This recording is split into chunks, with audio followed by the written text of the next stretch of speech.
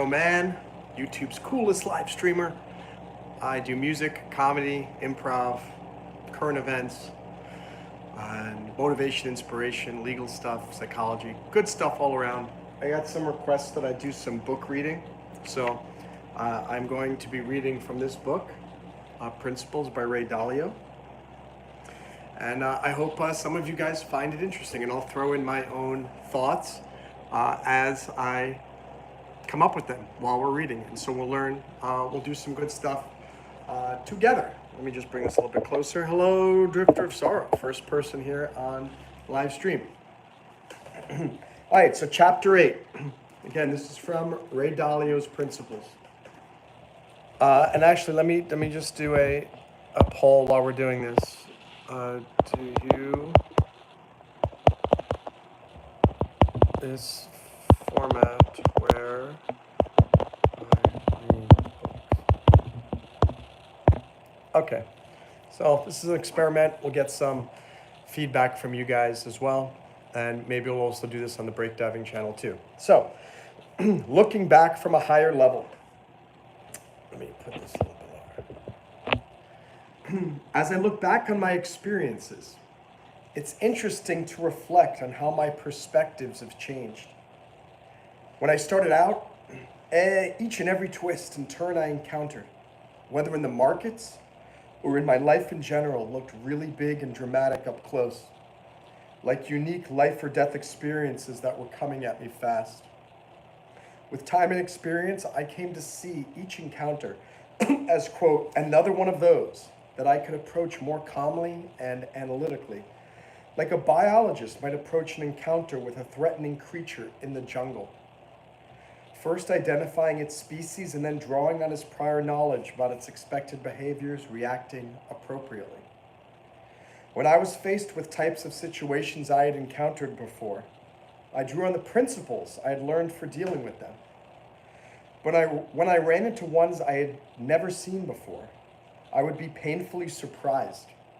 Studying all these painful first-time encounters, I learned that even if they hadn't happened to me, most of them happened to other people in other times and other places, which gave me a healthy respect for history and a hunger to have a universal understanding of how reality works, and the desire to build timeless and universal principles for dealing with it. Hello, Monica. Hello, Drifter of Sorrow. Watching the same things happen again and again, I began to see reality as a gorgeous, perpetual motion machine in which causes become effects that become causes of new effects, and so on. I realized that reality was, if not perfect, at least what we are given to deal with, so that any problems or frustrations I had with it were more productively directed to dealing with them effectively than complaining about them. I came to understand that my encounters were tests of my character and creativity. Over time, I came to appreciate what a tiny and short-lived part of that remarkable system I am, and how it's both good for me and good for the system for me to know how to interact with it as well. In gaining this perspective, I began to experience painful moments in a radically different way. Instead of feeling frustrated or overwhelmed, I saw pain as nature's reminder that there's something important for me to learn. Encountering pain and figuring out the lessons they were trying to give me became sort of a game to me. The more I played it, the better I got at it, the less painful those situations became, and the more rewarding the process of reflecting, developing principles, and getting rewards for using those principles became. Hence the book, Principles by Ray Dalio. I gotta grab my pen here, so when I find a good, something good to remember, I can write it down. So I've got my pen. What do I want to write here? I'll let you know the things that I'm underlining. So right here, instead of feeling fresh, I gained perspective. Instead of feeling frustrated or overwhelmed, I saw pain as nature's reminder that there's something important for me to learn. I saw pain as nature's reminder that there's something important for me to learn. Figuring out the lessons they were trying to give me became a game to me. The more I played it, the better I got, the less painful those situations became. I learned to love my struggles. Now that's crazy. I learned to love my struggles, which I suppose is a healthy perspective to have, like learning to love exercising, which I haven't managed to do yet. In my early years, I looked up to extraordinarily successful people, thinking that they were successful because they were extraordinary. After I got to know such people personally, I realized that all of them, like me, like everyone, make mistakes, struggle with their weaknesses, and don't feel that they're particularly special or great. That's an important one, because you guys hear me all the time talking about how I feel like I'm a very unsuccessful person. And a lot of people say, Monroe, but you're so successful, you've done so much, this and that. But just listen to that. In my early years, I looked up to extraordinarily successful people, thinking that they were successful because they were extraordinary. After I got to know such people personally, I realized that all of them, like me, like everyone, make mistakes, struggle with their weaknesses, and don't feel they're particularly special or great. So guess what? If you don't feel that you're particularly special or great, welcome to the club, because it's how we all feel. They are no happier than the rest of us, and they struggle just as much or more than average folks.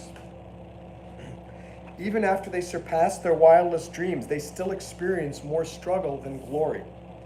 This has certainly been true for me. While I surpassed my wildest dreams decades ago, and if you're wondering who I'm talking about, it's the book by Ray Dalio, and he's the world's most successful and most wealthy hedge fund investor. In time, I realized that the satisfaction of success does not come from achieving goals, but from struggling well. To understand what I mean, I'm going to underline that. The satisfaction of success doesn't come from achieving your goals, but from struggling well. To understand what I mean, imagine your greatest goal, whatever it is: making a ton of money, winning an Academy Award, running a great organization, being great at a sport. Now imagine instantaneously achieving it. You'd be happy at first, but not for long. You'd soon find yourself needing something else to struggle for. Just look at people who attain their dreams early: the child star, the lottery winner, the professional athlete who peaks early. They typically don't end up happy unless they get excited about something else, bigger and better, to struggle for.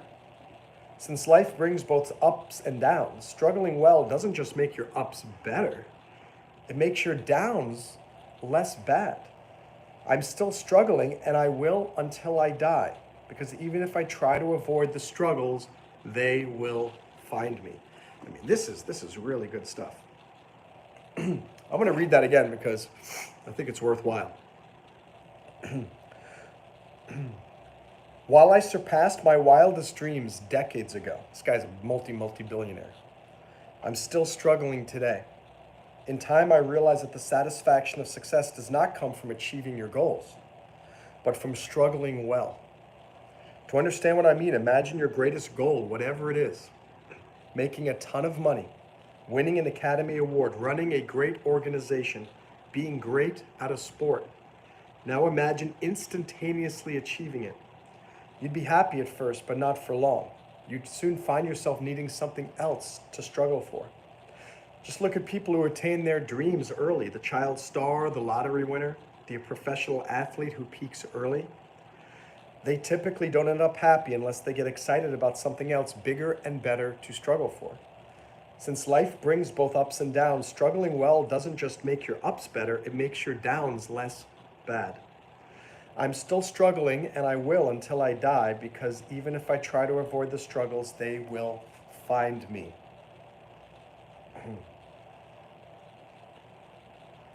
Very fascinating stuff. Hi, Major. Great to see you. We're reading from the book Principles by Ray Dalio.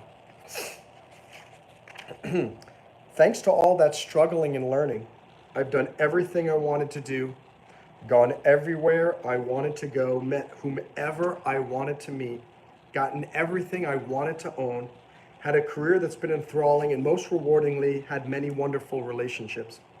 I've experienced the full range from having nothing to having an enormous amount, and from being a nobody to being a somebody, so I know the differences. While I experienced them going from the bottom up, rather than the top down, which was preferable and probably influenced my perspective, my assessment is that the incremental benefits of having a lot and being on top are not nearly as great as most people think. Having the basics, a good bed to sleep in, good relationships, good food, is most important.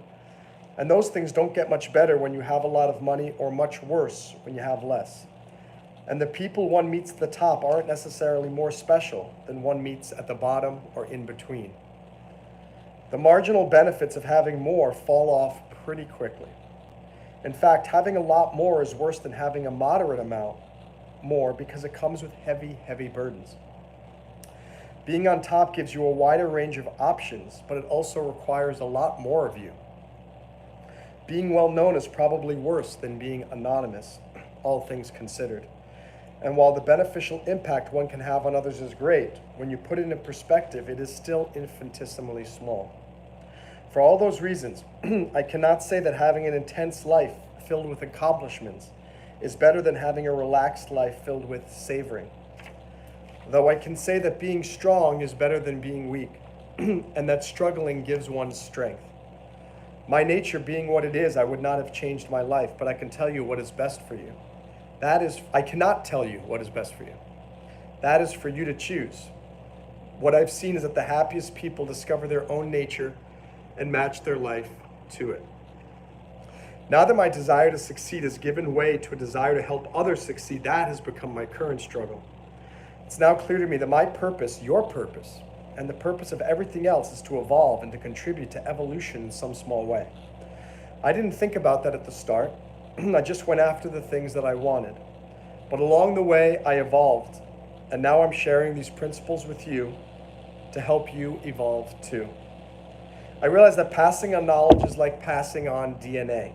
It's more important than the individual because it lives way beyond the individual's life. This is my attempt to help you succeed by passing along to you what I learned about how to struggle well, or at the very least to help you get the most out of each unit of effort you put in. Again, this is from Principles by Dalio. and then the actual real part of the books begins. But this was all prelude right here, prologue.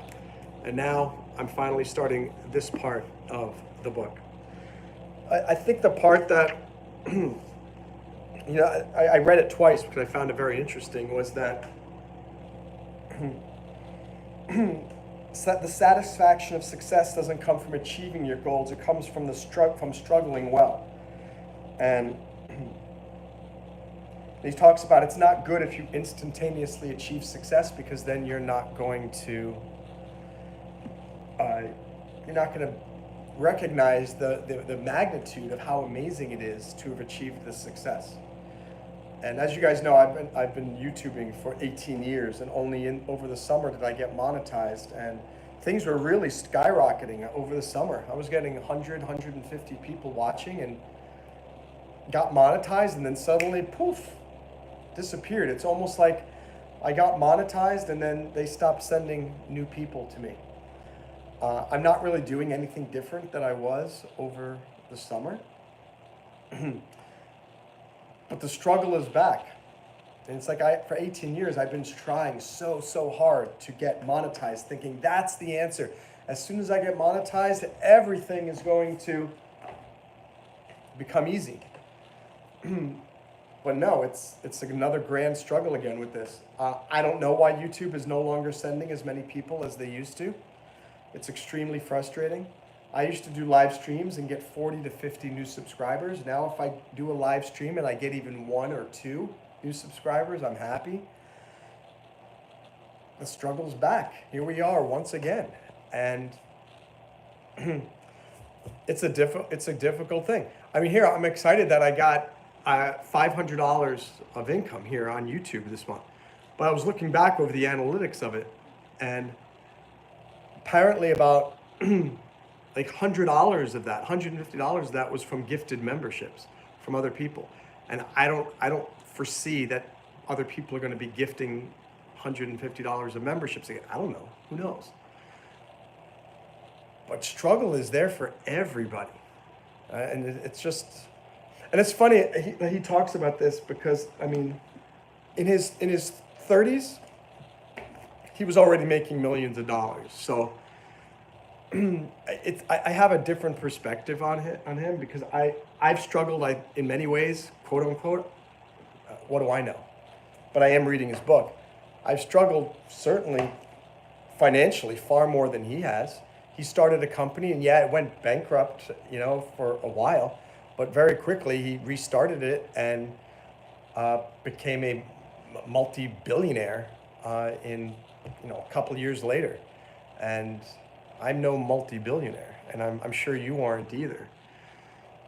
And so it's hard. It's hard sometimes it's hard to read sometimes stories of struggle, at least for me, because I feel like in so many ways I've struggled so much more than any of these people.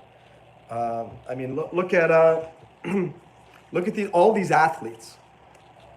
These athletes, NFL, NBA, this, that, they might say they struggled, but they probably didn't struggle for, 20 years. But they clearly did well in high school. They got scouted by college ball clubs, and then they ended up doing really well. And now they're making millions of dollars at the age of like 21, 22 years old. Now, NCAA athletes are making money and sponsorship deals while they are actually working in college. So at 19 years old, 18 years old, these people are already making, look at Olivia, I think her name's Olivia Dunn or something, that gymnast from, I think, LSU. She's making millions of dollars and she's not even a college graduate yet. So it sometimes is hard. I mean, he says it's, I put him, in many ways, I put him in the category of the people who didn't struggle as much as a lot of us. How many of us are, Run says, no worries, you still lots of fans like me. Thanks, Run. I appreciate that. It's like, what advice? Like, I still don't know why or how I've been able to continue my pursuit of everything, of YouTube, my company Break Diving, and skydiving, which is extremely expensive. I don't know why I keep pushing forward, and it's been more than 20 years. I mean, that's struggle. I know they say it takes 20 years to become an overnight success. But it's like, what frustrates me is the fact that I got up to monetization, and my YouTube channel it was going like this for 18 years. Then in May, I started doing live streaming. I started getting so many viewers, so many subscribers, and then as soon as I got monetized 2 weeks later, if you look at the analytics, you look at the graph, it's weird. It goes like this, whoop, and then, and now it's just a tiny bit higher than it was before I even did the live streams. It's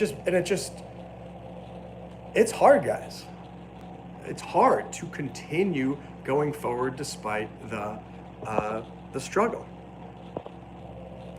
So, we got 77% saying you like this format where I read the book. So let's continue going, see if we can get some more motivation. I guess what I was just telling here is, on one hand, you can't compare yourself to other people because I can't compare myself to his struggles. Who knows what he went through? But I do know that he was, by the time he was 30, he was a millionaire and didn't have any financial problems, whereas me and you and probably everybody else watching this is not a multimillionaire. And I'm sure many of you have been trying and struggling to make things happen, to make dreams come true. And it can be annoying to have you just constantly get punched down. So I'm motivating yourself, and I'm motivating me, because it's hard for me to keep going. I'm sure it's hard for you to keep going too, but you know what? If we give up today, we'll never know if tomorrow was the day that things started to succeed. Monica, that type of struggle for success is talked about in the book. Hey, thanks, Monica. That's right. I think you said that you bought that. I appreciate that. You know what? I haven't even read my own book. That's the first book I wrote, and I haven't read it in many, many years. I probably should read it again and see what it has to say. So let's go to next chapter. All right. Good principles are effective ways of dealing with reality. To learn my own, I spend a lot of time reflecting. So rather than just giving you my principles, I'll share the reflections behind them. Let me see. All right, so we're going to read 3 more pages in the book here. I believe that everything that happens comes about because of cause-effect relationships that repeat and evolve over time. At the Big Bang, all the laws and forces of the universe were created and propelled forward, interacting with each other over time. Like a complex series of machines that work together. The structure of galaxies, the makeup of Earth's geography and ecosystems, our economies and markets, and each one of us. Individually, we are machines made up of different machines, our circulatory system, our nervous system, and so on, that produce our thoughts, our dreams, our emotions, and every other aspect of our distinct personalities. All these machines are evolving together to produce the reality we encounter every day. Look to the patterns of those things that affect you in order to understand these cause and effect relationships that drive them, and use them to learn principles for dealing with them effectively. By doing this, you'll begin to understand how the machinery underlying any of those works, and develop a mental map for dealing with it. You know what's funny? We had 9 people take that poll. 77% yes, except there's only 1 person watching now, 2 people. So how much did they really like the format if they clicked yes and then just left and scrolled away? Polls, you got to take them with a grain of salt. Because if those people liked the format of me reading, wouldn't they still be here? Why are there only 2 people here? Struggle, struggle, struggle, madness, madness, madness.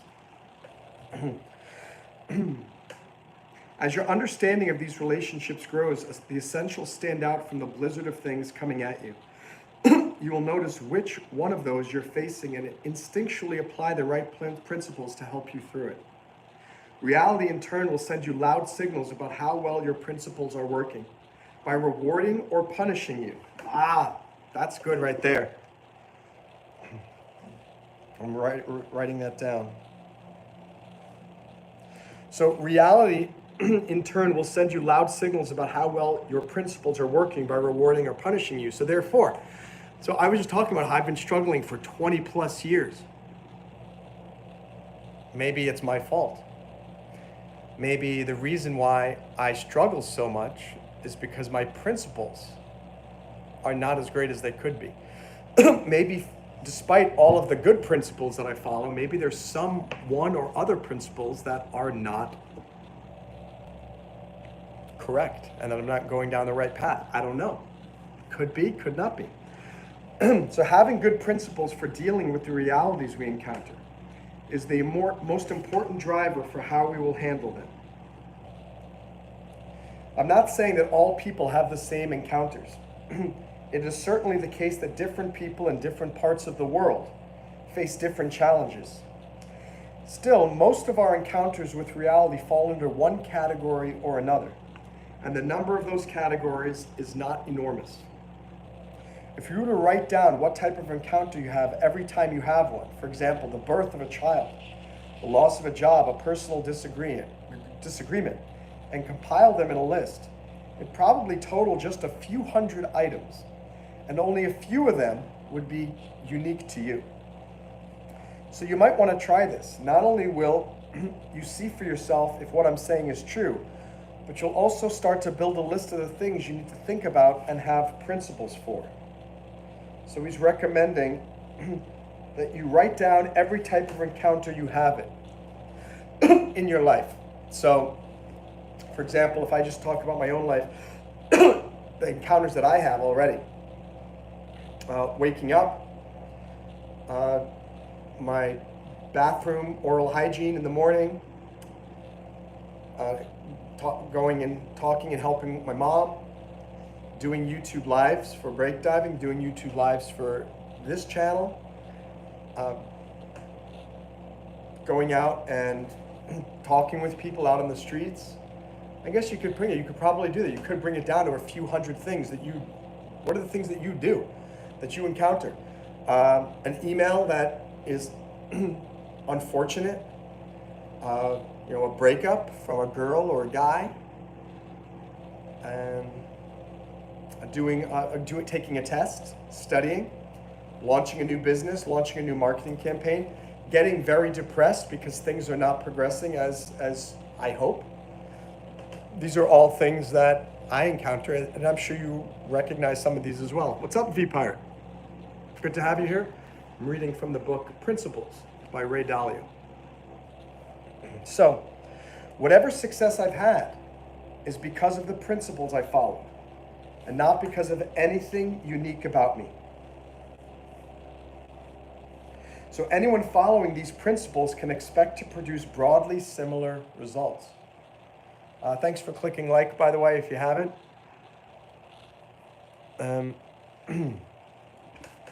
So the book is about the principles that this guy used to become one of the most wealthy people in the world, and how to he created an incredible hedge fund. Almost done with this chapter, and then we'll discuss. That said, I don't want you to follow my or anyone's principles blindly. I suggest you think through all the principles available to you from different sources, and put together a collection of your own that you can turn to whenever reality sends another one of those events your way. Life principles and work principles in this book are organized in outline form at 3 different levels, so you can skim along the surface or dive in depending on the amount of time and interest that you have. Number 1, higher level principles. This is just about how the book talks about this. Okay. All 3 levels of principles have explanations following them. To give you a quick overview, I've included summaries of principles at the end of life principles and the beginning of work principles. Okay, let's move this forward. All right, so we're going to discuss what we just talked about, and then we'll do a little bit more reading, a couple more sections where we'll talk about chapter 1 here. In principle 1, embrace reality and deal with it. Embrace reality and deal with it. Let me see some of these comments here. V-Pirate's dealing with a breakup. We recently had our 5-year anniversary. She woke up a couple mornings later and said that she didn't want to be married anymore. Oh, man. That's very difficult. And we can all empathize with your situation in the sense that we've all had our, a sucker punch. I've never been with anybody that long, so I don't know what it means, but I've certainly had heartache, and I know that's not pleasant. But maybe this first lesson is useful. Embrace reality and deal with it. I was just talking about how I'm perplexed, and I don't understand why YouTube was sending me a massive number of people over the summer on live streams, and now sometimes I'm getting 2, 4, 5, 6 people. And right now, most of the people, it seems, who are coming to a lot of the live streams are people. I got scared. The dog, I didn't know the dog was still here. Hi, Dancer. Why? Why did it happen? Right? Good doggy. And I don't know. And I could sit here complaining. I could be upset about it. I could be angry at YouTube, about my content, about whatever. Embrace reality and deal with it. That's his first principle, and I think it's something that we all absolutely. Come here, Nancy. Okay. Dog gets to be part of the live stream for a second because she wanted a belly rub. Ray Dalio book. V-Pirate says I've repeatedly tried to work things out with her, but she said she's made up her mind. One thing I can tell you, V-Pirate. I was in one relationship for about 10 months. It was the longest one that I was ever in. And maybe I made mistakes here and there, but one day she just said, look, it's over. I tried for over a year and a half to get her back. And I read all these books. I went into these online courses. How do you get your girl back? This and that. Nothing worked. She lived in Germany. I even flew to Germany to try to convince her. Nothing did, nothing would, and it's been like 12, 13 years now, and I don't hear from her. She has no interest at all in being my friend, and interest in nothing. And I learned a lesson from that. Sometimes you cannot win. And that was one of the most painful things that happened to me in my life, because before that happened, I was always under the impression that I could always change a situation to my benefit. I could always mutate things. That I'm Monroe Mann, and I'm powerful, and I am influential, and I have psychological superpowers and persuasive prowess. I didn't. Nothing I could do would change her mind. I'm not telling you that you are in that situation. I don't know if you're in that situation now. But at the same time, it's like, looking back, I wish I didn't make so much effort to try to win this girl back. If she wasn't interested in me, okay, so be it. And I'm not gonna go chasing people. I don't have time for it. I don't have the emotional bandwidth for it anymore. And based on what, well, let me plug in. The dog is finally sitting comfortably on my seat, but I have to get up and get the phone and get that. I can't reach. Oh wait, maybe I can use this to reach it. My ukulele. Aha! I'm a smart one, guys. Okay. There we go. So the fact that she's already gone to reach her, she's reached out to a lawyer, this and that. There's something that she's not telling you. That's very strange. That's very strange that it's all happened so quickly. It means that she had been planning it for a long time. I don't know, is there another guy? Who knows?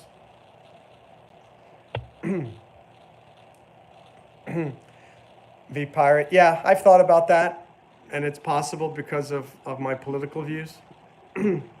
I would hope not. I would hope that YouTube and Google are over that, but we'll see. I remember I was getting massive traffic until I did something with advertisements requesting a manual review of my content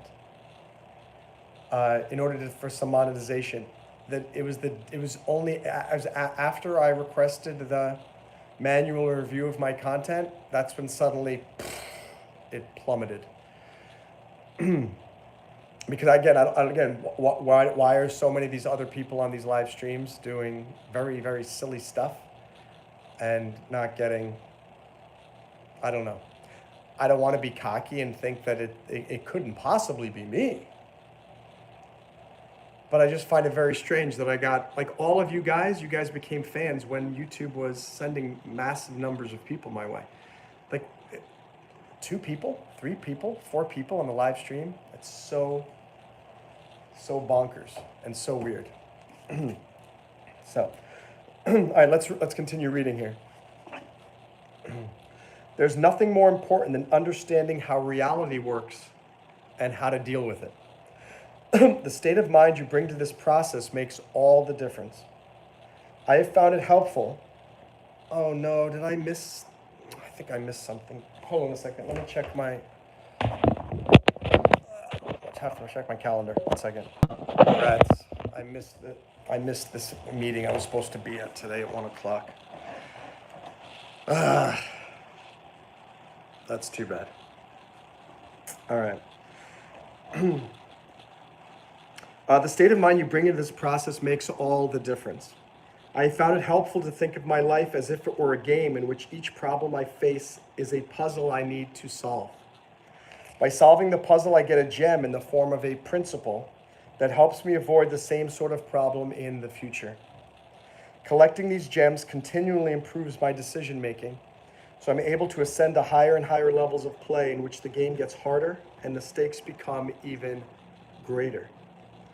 All sorts of emotions come to me while I'm playing, and those emotions can either hurt me or help me.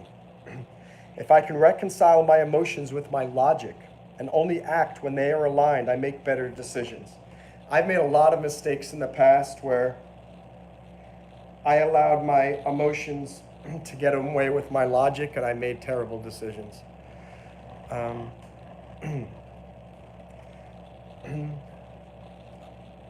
I'll respond to comments later. Learning how reality works, visualizing the things I want to create, and then building them out is incredibly exciting to me. Stretching for big goals puts me in the position of failing and needing to learn and come up with new inventions in order to move forward.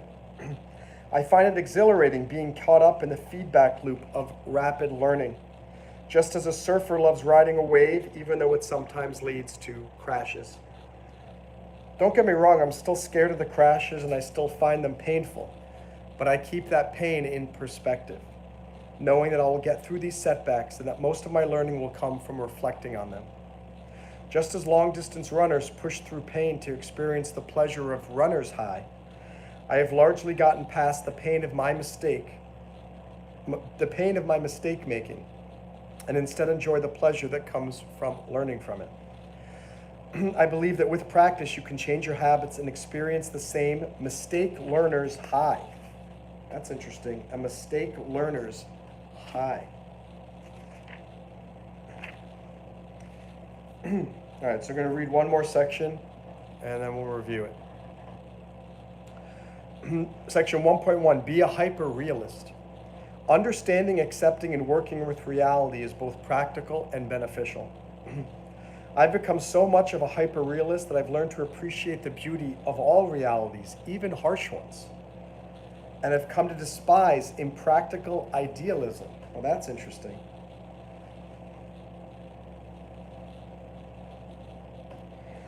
Don't get me wrong. I believe in making dreams happen. To me, there's nothing better in life than doing that. The pursuit of dreams is what gives life its flavor. My point is that people who create great things are not idle dreamers. They are totally grounded in reality. Being hyper-realistic will help you choose your dreams wisely and then achieve them. I found the following to be almost always true. He has a little formula here. Dreams plus reality plus determination equals a successful life. Very interesting. People who achieve success and drive progress deeply understand the cause-effect relationships that govern reality and have principles for using them to get what they want. The converse is also true. Idealists who are not well grounded in reality create problems, not progress. Right? What's up, Alex? What does a successful life look like? We all have our own deep-seated needs, so we each have to decide for ourselves what success is. I don't care whether you want to be a master of the universe, a couch potato, or anything else. I really don't. Some people want to change the world and others want to operate simply in harmony with it and savor life. Neither is better. Each of us needs to decide what we value most and choose the paths we take to achieve it. Take a moment to reflect on where you are on the following scale, which illustrates an overly simplified choice you should think about. Where would you put yourself on it? I'm 100% over here. How about you? I want to make an impact far more than I want to savor life. The question isn't just how much of each to go after, but how much work to get as much possible.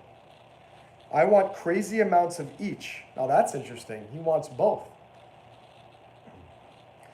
Was thrilled to work hard to get as much of them as possible and found that they could largely be one and the same and mutually reinforcing. Over time, I learned that getting more out of life wasn't just a matter of working hard at it. It was much more a matter of working effectively, because working effectively could increase my capacity by hundreds of times. I don't care what you want or how hard you want to work for it. That's for you to decide. I'm just trying to pass along to you what has helped me to get the most out of each hour of time and each unit of effort. Most importantly, I've learned that there's no escaping the fact that truth, or more precisely, an accurate understanding of reality, is the essential foundation for any good outcome. Most people fight seeing what's true when it's not what they want it to be. I mean, that might be very applicable to you, Pirate. He said, most people fight seeing what's true when it's not what they want it to be. That's bad because it is more important to understand and deal with the bad stuff since the good stuff will take care of itself. Do you agree with that?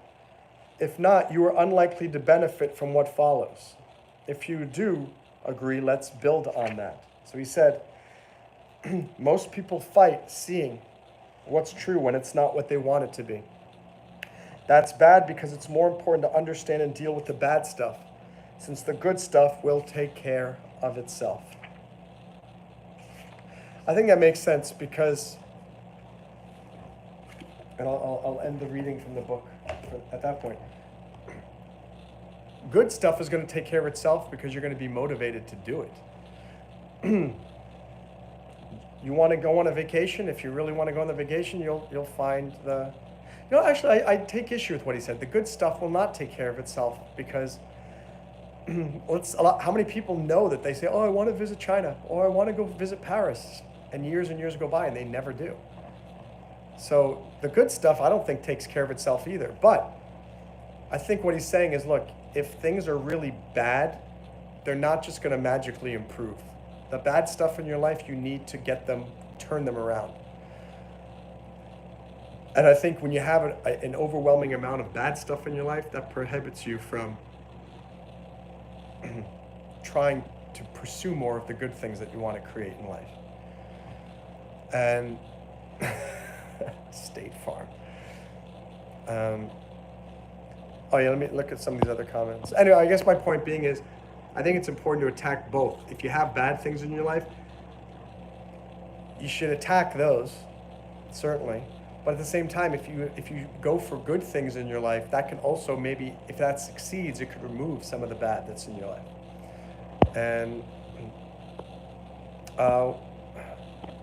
how you doing, Barbara? Great to see you. How you doing, Lego? Yeah, I was reading a book, just trying something new. See if people liked it. I was reading from Ray Dalio's book, Principles.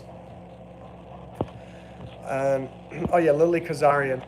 I don't know. I haven't talked. I mean, we're not friends. I met her through a forum that I was on, and just asked if you wanted to be a guest and stuff. So, and Alex is trying to sell some insurance. Great. Like a good neighbor, Alex RR is there. Hello, little doggy. Is there a bunch of bad things in your life, but you have a job? Just focus on it. If there is a bunch of bad things in your life, but you have a job. I think that's what a lot of people do, and I think that's the main problem. I mean, that just gets you into a constant, perpetual motion machine of despair. And you just people do that all the time. They try to smoke and drink their problems away. And they try to forget everything. And I'm saying it doesn't make much sense because you're not solving any of the problems.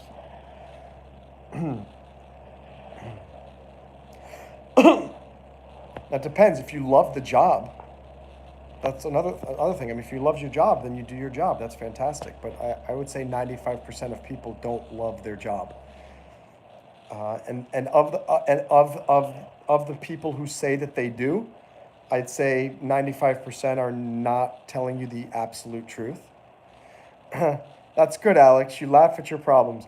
Well, it solves your problem until the effect of whatever stimulant you're on wears off, and then you're back at square one. That's why it's just a temporary Band-Aid. It doesn't actually solve the problem.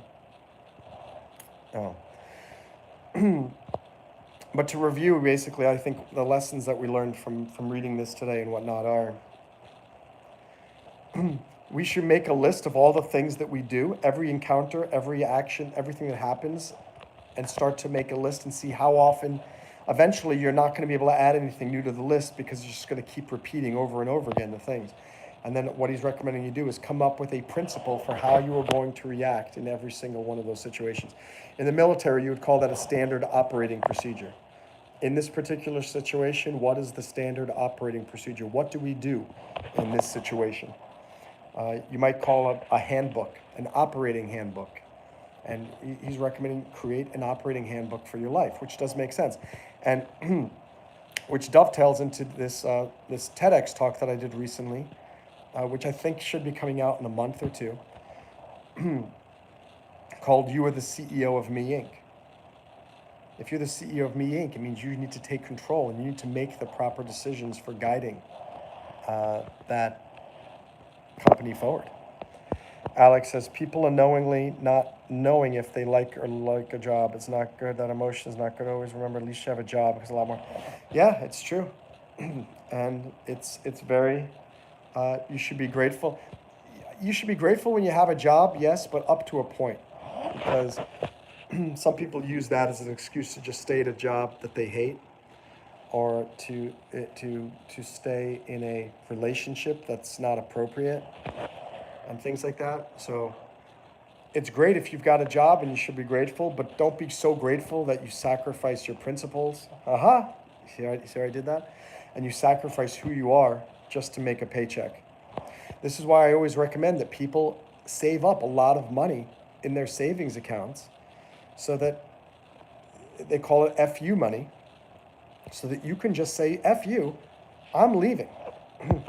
I'm quitting this job. And why are you able to do it? Because you've got money saved up. I did that for my job. How many months ago was that now? March, April, May, June, July, August, September. It's been 7 months.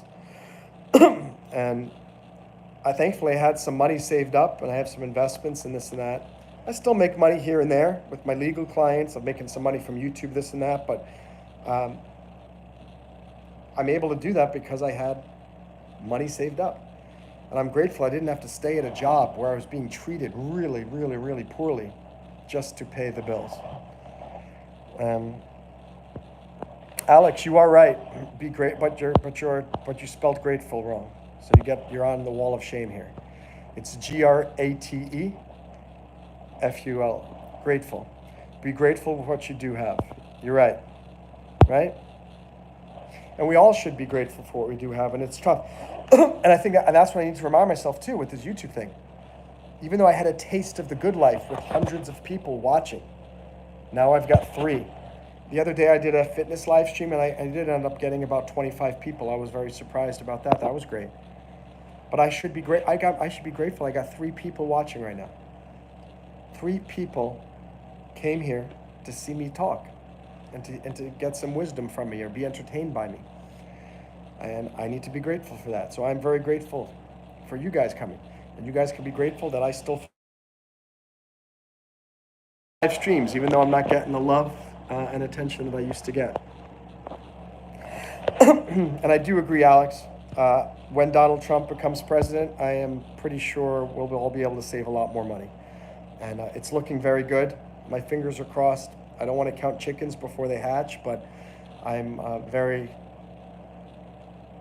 cautiously optimistic. As I said, I'm cautiously optimistic that is going to be the case on November 5th. Thanks, Alex. I appreciate that. Appreciate you coming by. Thanks for the likes. Thanks for the subscribe. Thanks for the comments here in the chat. Thanks for the support. By the way, guys, if you guys haven't, please subscribe. I could do a poll here. Have you subscribed to Break Diving channel here on YouTube?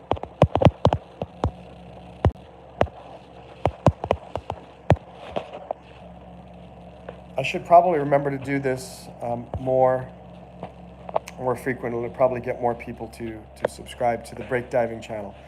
But we're trying to get that one monetized. If you could check that out, BreakDiving, the Break Diving channel. And I think that may just be Monica here. I'm not sure.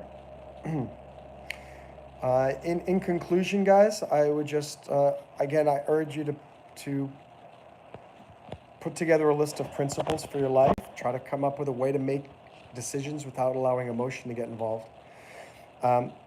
Please watch some of my other videos because that's how we're going to get more advertising revenue into the channel. And tell your friends. I would love you to refer some people to my channel. That would be great. I love great and supportive. And I guess that is about it for right now. Good to have you guys here. Thank you for your support. We only have 1 people voting here. Oh, yeah. Yeah, I didn't even see that. No, I don't care when people call me bro as much as I don't like when people call me boss. Bro is okay because it's sort of like it's a brother. Hey, Topher. How are you, my friend? Bruh. No, we were just reading this book, Principles, by Dalio. It's a very good book. I recommend all of you check it out. And so the Breakdiving channel is my not-for-profit, so we're working on getting that monetized. So I'm going to be doing a live stream for that later today. And Topher, I'm glad you're doing well. I'm so sorry you're only joining the live stream right now, but it's great to see you. And now Toaster comes in right here at the end as well. Where were you guys before when we were in the middle of the live stream? Great to have you guys here. Hope to see you guys again and talk to you very, very soon. Thanks, guys. Bye, Topher. Bye, Toaster. Bye, Monica. Bye, everyone else who's still here. That's good. Work hard, my friend. Work hard, my friend.